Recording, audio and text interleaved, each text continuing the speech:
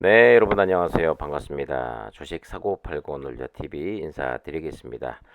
영상 보시기 전에 구독과 좋아요, 알림 설정 꼭 한 번씩 눌러주시면 감사하겠습니다. 뭐 최근 들어 뭐 이 변동성 뭐 좀 장난 아닌 것 같습니다. 특히 이번 주 같은 경우는 수요일 날부터 뭐 1%의 하락, 다시 뭐 1% 상승, 어제였죠. 또 다시 되돌렸고, 또 오늘 그와 반대로 거의 1%에 가까운 이 하락이 또 나왔습니다. 하지만 중요한 것은 이 상승과 하락의 이 변동성 심한 장세가 거의 2480, 2500, 여기서 2400 뭐 이렇게 이 박스권에서 계속해서 움직임을 주고 있다라는 것입니다. 뭐 그런 말 많이 들어보셨지요? 뭐 스마트한 개미. 그렇죠. 이렇게 변동성이 심한 장세 속에서 개인들이 굉장히 스마트하게 빠지면 매수하고 또 올라가면 팔고 수익 실현을 조금씩이라도 하는 그런 스마트한 모습을 보여주고 있는데, 이제 문제는 관건은 다음 주가 관건이라고 생각이 되네요.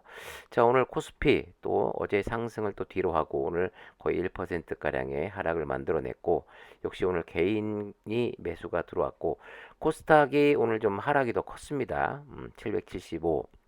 그런데 뭐 잠시 후에도 좀 디테일하게 말씀을 좀 드리겠습니다만, 제 영상을 보시는 분들 가운데서 시즌 주주님들, 네, 과연 이번 다음 주에 또 좀 큰 폭의 좀 조정이 좀 더 나올 거라고 생각이 됩니다만은, 과연 코스닥이 720선까지 시장에서 말하는 그런 조정이 또 나올 경우 시즌이 과연 잘 버틸 수 있을지가 관건이 될 거라고 생각이 됩니다.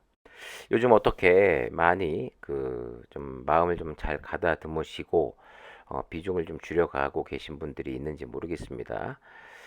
요 고비만 잘 넘기면 제가 오늘도 언급을 지금 하겠습니다만은, 이번 또 조정이 예를 들어서 코스피 기준으로 2400, 뭐 2380 정도, 2350까지 밀리고 코스닥이 720까지 밀렸다고 가정을 해보면 그럴 가능성이 있기 때문에 말씀을 드리는 거예요. 과연 이번에 찾아올 상승, 바닥을 찍고 다시 상승할 때 좀 많은 그동안 손실된 부분을 복구할 수 있는 기회를 잘 활용을 해보시고, 뭐 지금 미국 시장 뭐 같은 경우 지금 뭐 아시아 증시가 오늘 다 안 좋았습니다만은 지금 유럽 증시도 일단 안 좋게 출발을 하고 있고, 일단 어제 끝난 오늘 새벽이죠. 끝난 미국 시장에서는 미국의 생산자 물가 지수가 생각보다 좀 높게 나왔고, 그 다음에 연준 인사들의 좀 강경 발언이 오늘 그 미국 시장의 하락을 가지고 왔고, 미국 시장도 뭐 잘 버티고 있죠. 하지만 지금 프리장에서도 역시 마찬가지로 조금 하락을 좀 만들어내고 있는데, 이 하락이 계속해서 미국 본장까지 이어진다라고 해서 하락을 좀 크게 만들어낼 경우 당연히 다음 주 초에 열리는 우리 시장에도 또 그 여파가 미칠 것으로 생각이 됩니다. 한번 보자고요. 코스피 기준으로 2400, 2380까지의 조정이 나올지, 또 코스닥 기준 720까지의 조정이 나올지 한번 지켜보도록 하고, 오늘 CGN 네, 역시 최저가가 25,000원대인데 네, 최저가를 향해 또 한 발 한 발 다가서고 있습니다. 어제는 또 분위기가 좋았습니다만은 오늘 2.23% 빠진 600원이 내려갔죠. 26,350원으로 장이 마감이 됐고요. 오늘 또 장 끝나고 나서 뭐 실적 공시가 나왔죠. 뭐 최근 들어 계속 하루에도 뭐 수십 번 수백 번씩 뭐 차트를 보고 등락을 보고 체크하시는 우리 주주님들 보시면 아시겠습니다만은, 뭐 거래량도 말라갔고, 그 다음에 이 얼마 되지 않는 그나마 이 세력들에 의해서 정말 주가는 좌지우지되고 있는 상황이고, 뭐 자사주 매입 소식이 계속해서 들리고 있습니다. 뭐 커뮤니티에서는 뭐 CGN 그 천정윤의 반대 매매 때문에 계속해서 이 반대 매매를 막기 위해서 자사주 매입을 신청하고 있다. 그거에 대해서 굉장히 많은 불만을 토로하고 계신 주주님들이 계십니다. 뭐 오랫동안 시즌을 보유하고 계신 주주분들은 다 아시겠습니다만은 그들은 개인 주주들 생각을 하지 않습니다. 네.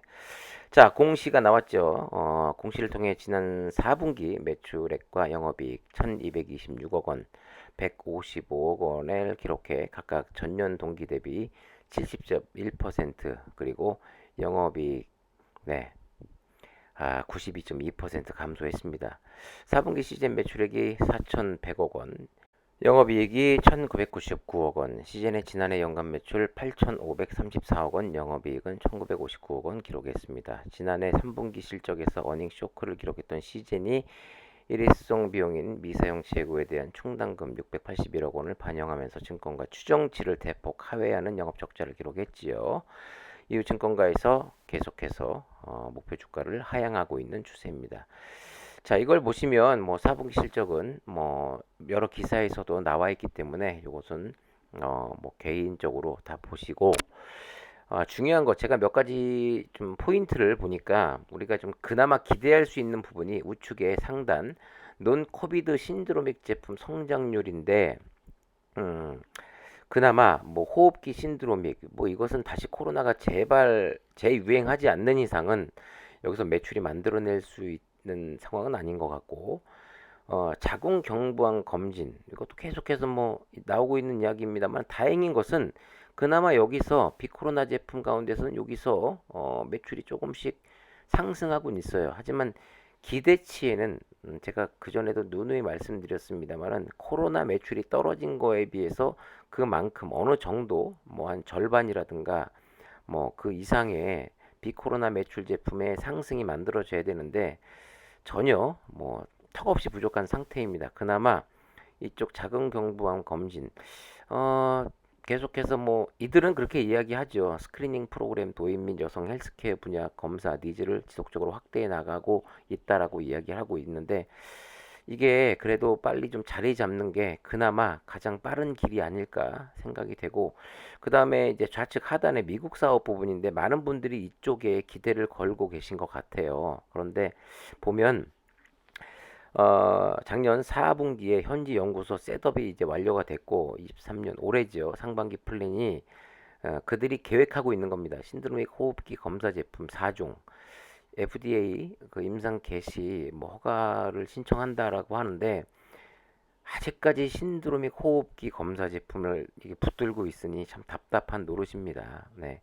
이제는 코로나가 종식이 됐는데 말이죠. 그리고 이거 보시면 북미양 원숭이 도창 제품 런칭. 이거 뭐 얼마나 유행하고 얼마나 뭐 심각한 문제라고 아직도 저 부분을 붙잡고 있는지 답답한 노릇이고 참 이게 이 미국 시장 사업이 진출해서 성공을 만든다라고 하는 것이 어떻게 보면 임상 시험에서 제약회사들이 거기서 뭐 승인을 얻는 3차까지 통과하는 것이 뭐 낙타가 바늘구멍 통과하는 것만큼 어렵다라고 하는데 물론 그 제약회사들이 신약을 개발하는 데 있어서 뭐 임상 3상까지 통과해서 승인을 얻는 게 굉장히 힘든 일입니다. 그것보다는 쉬울 거라고 생각은 됩니다만은 저게 통과한들 저게 제품이 불티나게 팔려나가고 엄청난 매출을 가져오기 위해서는 그만큼의 수요가 따라줘야 되는데 이미 다 지난 걸 가지고 저기 승인이 난들 뭐 다시 재차 유행한다면 모를까 저거에 대한 기대는 또 좀